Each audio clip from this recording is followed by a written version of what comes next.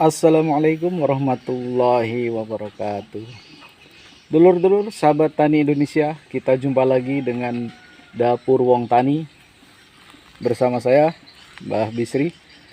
Pada kesempatan kali ini saya kembali akan mempraktekkan bagaimana memperbanyak herbisida dengan bahan-bahan yang cukup sederhana.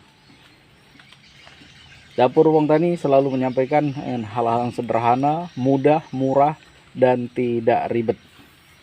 Kali ini kita akan praktekkan bagaimana cara memperbanyak herbisida dengan cara yang murah, mudah, dan gampang serta tidak ribet.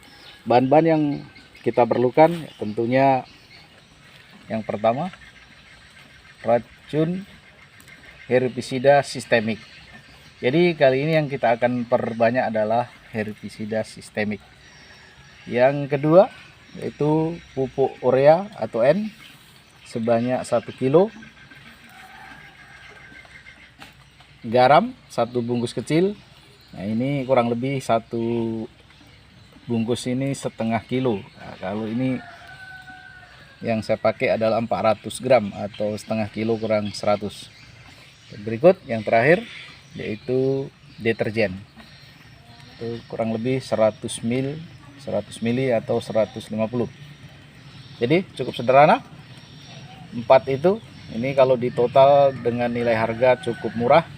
Ini garam kalau di tempat saya ini seharga 3.000, pupuk urea 1 kilo 3.000, 6.000, dan ini deterjen bapak-bapak atau dulur-dulur sahabat tani bisa memakai deterjen bubuk maupun cair. Ini saya pakai cair.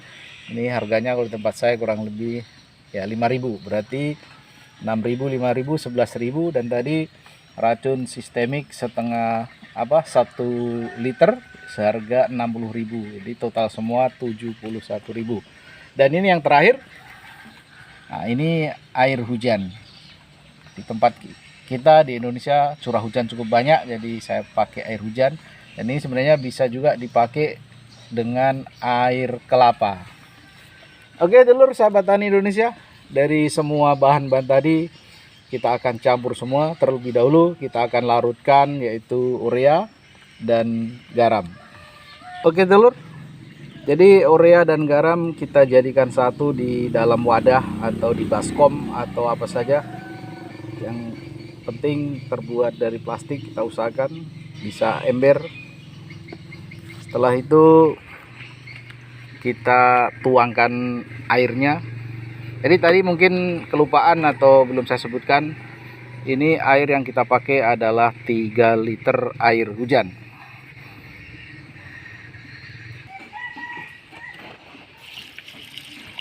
Oke, kita tuangkan untuk melarutkan pupuk urea dan garam. Oke, kita coba setengah dulu. Setelah itu kita aduk sehingga biar cepat larutnya. Kita aduk dengan alat bantu. Kita bisa gunakan kayu atau pipa. Ini saya gunakan pipa plastik atau pralon. Ini kita aduk sampai dengan larut atau encer.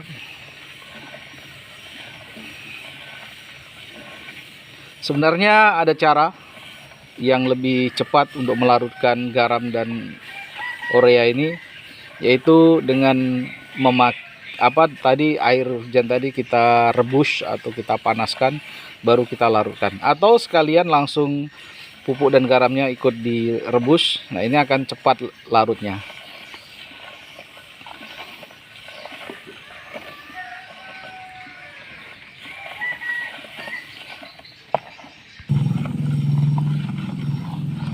Oke dulur sahabat tani Indonesia, kiranya cukup. Jadi pupuk urea dan garam sudah larut. Proses selanjutnya, cairan atau larutan pupuk dan garam ini kita akan masukkan ke dalam jergen 5 liter. Kenapa kita tidak campur di baskom ini? Nah, ini akan lebih banyak resiko kita terpapar atau kecipratan daripada cairan yang kita buat ini. Jadi satu persatu ini dari larutan pupuk urea, terus deterjen, dan tentunya bahan utama yaitu racun sistemik atau ada yang mengatakan adalah racun akar. Kita masukkan ke dalam jerigen. Pencampuran langsung ke dalam jerigen.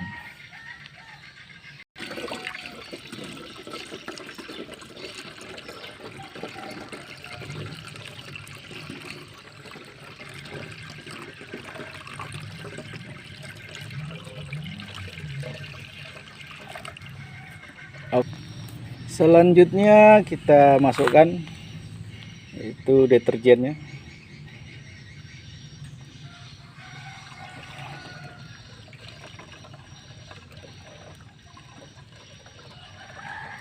Ini fungsinya apa, sahabat tani Indonesia?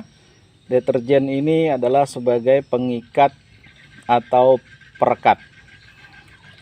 Kalau di petani Indonesia biasa memakai ali sebagai pengikatnya, tapi kita pakai deterjen. Ini bisa yang bubuk atau yang cair, silahkan.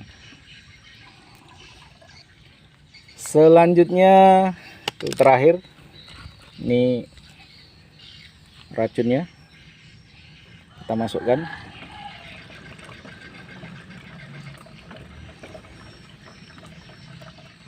Untuk merek racun silahkan sahabat tani Indonesia pilih sendiri, terserah. Di sini saya tidak sebutkan merek dagang, dan ini merek dagangnya saya buka atau saya kupas dari botolnya.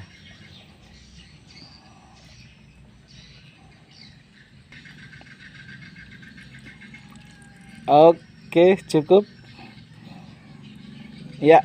Dari semua bahan tadi sudah masuk jadi satu dalam wadah atau dalam jerigen. Dari bahan-bahan tadi yaitu ada racun sistemik atau racun akar 1 liter, pupuk urea yang sudah kita larutkan sebanyak 1 kilo, garam setengah kilo, dan deterjen sebagai pengikatnya kurang lebih 100 ml sampai 150. Kalau di total tadi dengan air hujan sebanyak 3 liter, kita akan menghasilkan yaitu herbisida atau racun rumput sebanyak 5 liter. Sahabat tani Indonesia, setelah kita masukkan dalam jerigen, nah ini kenapa saya lakukan seperti ini, kita akan lebih aman, lebih safety dari resiko kita terpapar daripada racun ini. Setelah kita masukkan semua, kita tutup, kita lakukan penggoyangan atau kita goyang-goyang supaya lebih tercampur lagi. Ya, seperti ini. Kita goyangkan beberapa saat.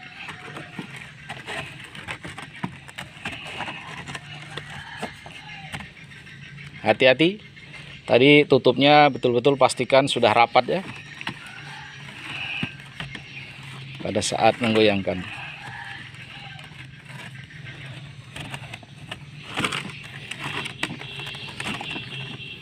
Jadi kita lakukan di dalam jerigen, tujuannya tidak lain tidak bukan adalah keamanan atau safety. Keamanan atau safety adalah yang utama bagi petani sawit Indonesia. Oke, saya rasa cukup. Setelah itu kita akan simpan atau kita fermentasikan selama kurang lebih 1 minggu sampai dengan 2 minggu sebelum kita aplikasikan. Kenapa? Ya, ini sebenarnya langsung diaplikasikan juga bisa, tapi hasilnya kurang memuaskan. Maka kita akan simpan paling cepat 1 minggu, dan bisa juga setelah 2 minggu baru kita aplikasikan. Itu hasilnya akan lebih memuaskan. Sahabat tani Indonesia, adapun gulma atau rumput yang bisa kita kendalikan dengan ramuan yang kita buat ini adalah rumput-rumput yang lunak, tidak termasuk rumput yang keras seperti ilalang, pakis, atau kalau teman Jawa mungkin mengatakan geringsengan, pakis yang keras itu, ataupun pakis yang daunnya agak sempit yang biasa tumbuh di dalam atau di pokok sawit. Nah itu, kalau bahasa latinnya adalah Nephrolepis. Itu tidak bisa kita kendalikan dengan ramuan ini. Jadi kalau rumput yang lunak seperti wedusan, rumput paitan yang biasa untuk pakan sapi, dan rumput-rumput yang lain, kacangan, mukona, itu semua bisa kita kendalikan dengan ramuan itu, ramuan yang kita buat ini. Oke dulur, sahabat tani Indonesia, jadi cukup mudah cara memperbanyak herbisida dengan bahan yang sangat murah, mudah, dan tidak ribet ini.